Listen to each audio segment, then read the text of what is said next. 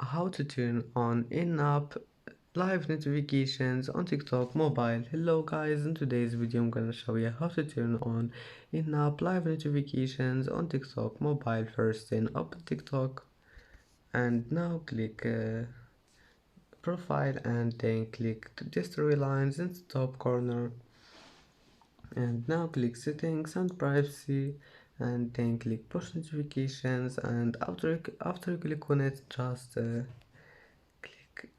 click this one in app notifications and then click live, turn it on and go back. It will be saved. And that's it for today's video.